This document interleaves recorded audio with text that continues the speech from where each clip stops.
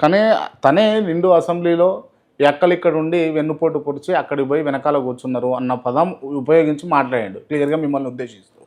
అటువంటి మాటలు మాట్లాడినప్పుడు బాధ. పార్టీలోకి మిమ్మల్ని ఇన్వైట్ చేసి మేము ఈ పార్టీకి పెద్దగా ఎదుగుతారు అని అనడము వెన్నుపోటు పడడం. వెన్నుపోటు ఎట్లా అవుతుందండి? నువ్వు బాగుపడాలి, మీరు బాగుపడాలనే కదా ఈ పార్టీలోకి రమ్మన్నాం. మీరు ఈ పార్టీకి సపోర్ట్ ఉంటారు, మీరు పైకి వస్తారనే ఆలోచనతోనే చేసినాం. బట్ ఏ ఉద్దేశంతో మాట్లాడారో రేవంత్ రెడ్డి గారు నాకు తెలియదు. మేము ఎవరిని మోసం చేయలేదు. మాకు చేతనైనంత వరకు పనిచేసే ప్రయత్నమే చేస్తాం. పార్టీని నమ్మిన వాళ్ళకి నమ్మకంగానే ఉండే ప్రయత్నం చేస్తాం. ఆయన ఏ ఉద్దేశంతో ఆయనకి తెలియాలి. బాధ అనిపించింది. ఎందుకంటే అసెంబ్లీలో మాట్లాడాల్సిన అవసరం లేదు, అసలు సమయం సందర్భం లేదు. ఆ రోజు నాకు అర్థమైంది ఏంటంటే కేటీఆర్ గారు బాగా మాట్లాడుతున్నారు, ప్రభుత్వ వైఫల్యాలను ఎండగట్టే ప్రయత్నంలో గట్టిగా మాట్లాడుతున్నారు. అప్పుల గురించి కావచ్చు, మిగతా గురించి గట్టిగా మాట్లాడుతున్నారు.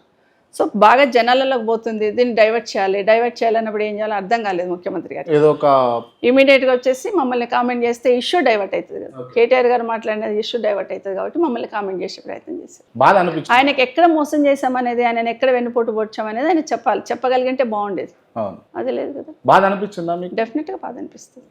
అందుకే నేను ఇంతకుముందు వ్యక్తిగతంగా కామెంట్ చేసినప్పుడు బట్టి గారు ఆ మాట మాట్లాడడము, ముఖ్యమంత్రి గారు ఆ మాట మాట్లాడడం బాధ అనిపించింది.